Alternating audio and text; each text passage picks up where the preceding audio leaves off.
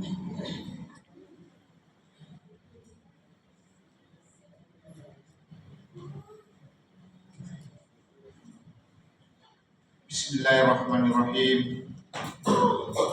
Assalamualaikum warahmatullahi wabarakatuh. Waalaikumsalam warahmatullahi wabarakatuh. Alhamdulillahilladzi nazzala al-Furqan ala 'abdihi liyakuna lil 'alamin nadhira. Asyhadu an la ilaha illallah wahdahu la syarika lah wa asyhadu anna Muhammadan abduhu wa rasuluhu, amma ba'd. Kaum muslimin sidang jamaah takmir insyaallah dirahmati dan dimuliakan oleh Allah Subhanahu wa taala. Pada malam ini kita sudah berada pada malam yang keempat. Sudah 3 puasa yang kita lalui. Ini adalah merupakan kesyukuran bagi kita untuk senantiasa mendapatkan bulan Ramadan,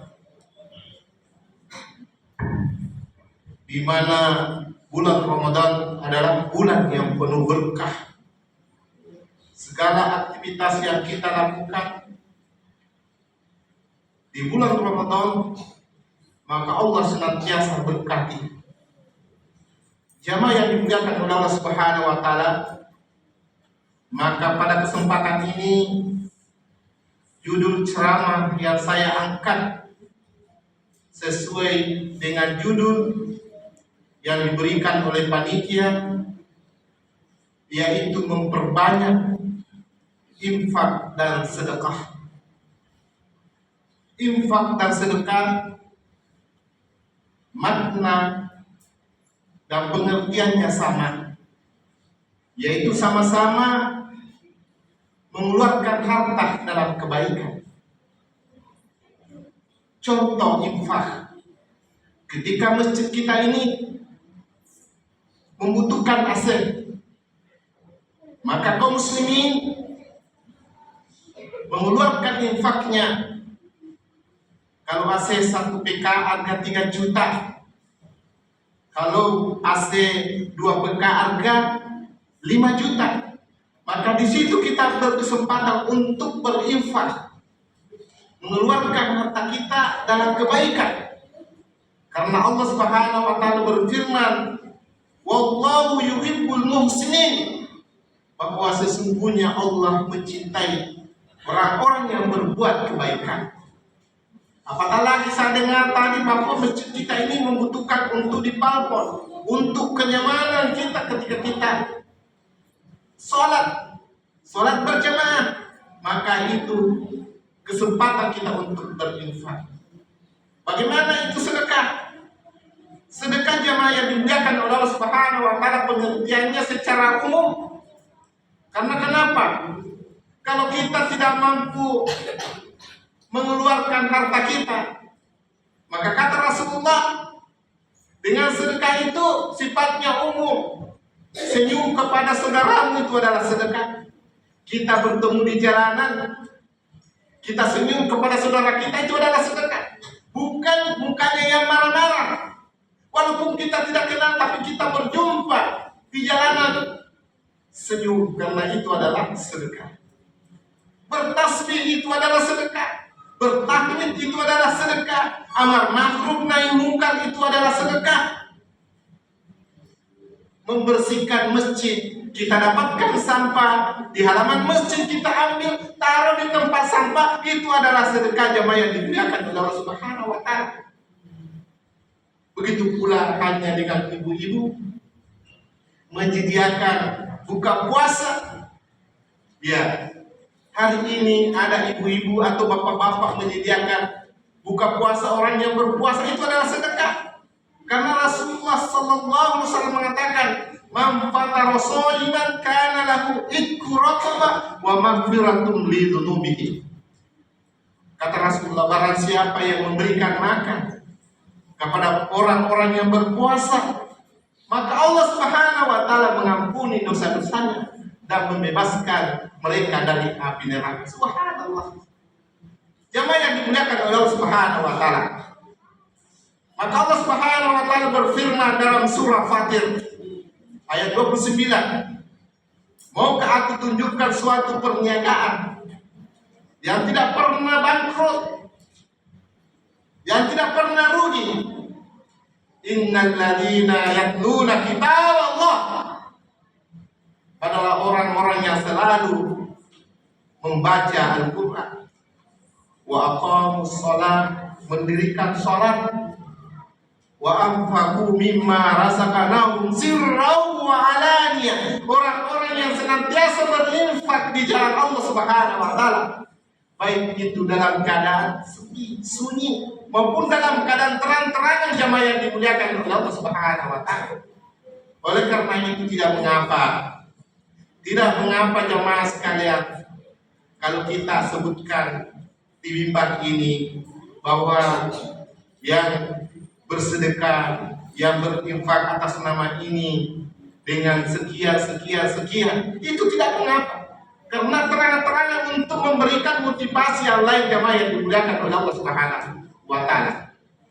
Karena kata-kata infak di dalam Al-Quran sebanyak 73 kali. Sedangkan kata-kata sedekah disebutkan di dalam Al-Quran sebanyak 23 kali, jamaah yang dimuliakan oleh Allah Subhanahu wa taala. Begitu luar biasanya infak yang kita senantiasa keluarkan. Jamaah yang dimuliakan oleh Allah Subhanahu wa taala. Kalau kita tengok para sahabat Rasulullah, mereka berinfak, mereka bersedekah. Seperti Abu Talha, dia adalah sahabat Rasulullah, senantiasa mendampingi Rasulullah.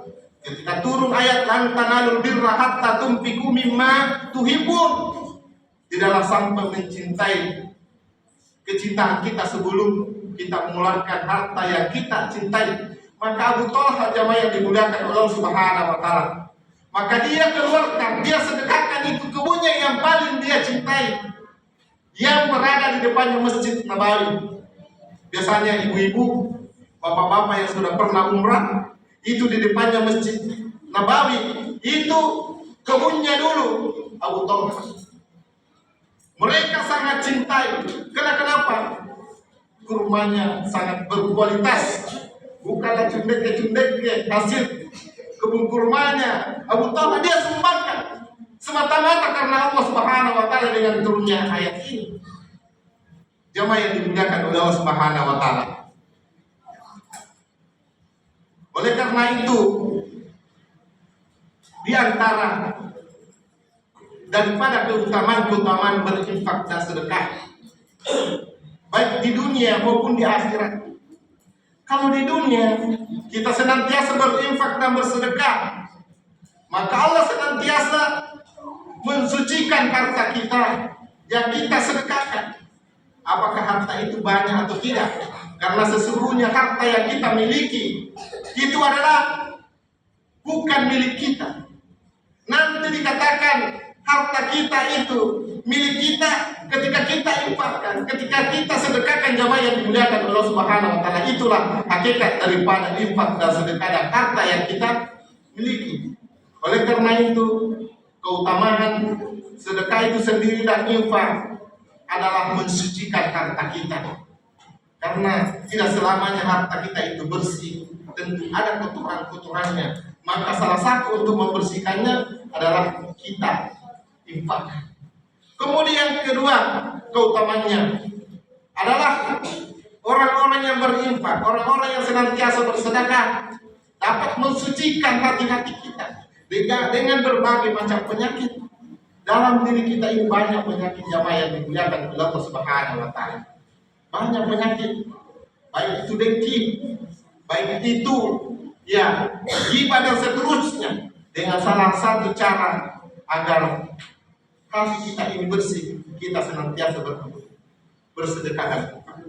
Kemudian keutamanya jamaah yang dimuliakan oleh Allah Subhanahu wa taala selanjutnya adalah orang-orang yang senantiasa bersedekah, senantiasa berinfak, maka Allah Subhanahu wa taala jauhkan dari segala musibah yang senantiasa mengintai kita. Kemudian dengan berinfak dan bersedekah dapat menyembuhkan penyakit kita. Pernah ada kisah, ada seseorang bekerja di rumah sakit Wahidi, seorang dokter, ya, dia adalah spesialis. Kemudian ada seorang bapak-bapak kena penyakit yang bengkak di sini di lehernya, getah bening. Ya, dia mendatangi dokter tersebut. Ini menceritakan adalah teman saya kepada dokter tersebut. Lalu dia mendengarkan ceramah dari ustaz bahwa berinfak dan bersedekah itu dapat mengobati penyakit. Ya, jadi dia periksa di dokter dengan penyakitnya itu yang bengkak di lehernya. Ya, bahwa penyakit bapak harus dioperasi. Ya. Akhirnya dia pulang ke kampungnya Sinjai. Dia kumpulkan uang tersebut. Ya. Sudah ada uangnya persiapan operasi, tapi dia dengar ceramah bahwa ya penyakit bisa kita sembuh karena senantiasa bersedekah. Maka biaya operasinya tersebut beberapa juta itu dia bagi-bagikan kepada orang. Dia bagikan kepada tetangganya. Dia bagikan kepada saudaranya terdekatnya, karena lebih utama kita bersedekah kepada kerabat terdekat kita. Ya, karena kalau kita bersedekah kepada kerabat mendapat dua pahala. Pahala sedekah dan pahala silaturahim dengan keluarga kita. Tapi kalau kita bersedekah kepada orang yang fakir, maka satu di pahalanya, pahala sedekah. Nah, kalau kita berinfak bersedekah, lebih utama kita bersedekah kepada kerabat-kerabat yang terdekat kita. Mungkin ada yang lebih di bawah, lebih membutuhkan, maka sedekahkanlah ya kepada ya kerabat kita. Kemudian setiap berjumpa, ya dia lagi sedekahkan. Ya, ada yang membutuhkan, dia sedekahkan. Ya. Hasil uang yang persiapan operasi.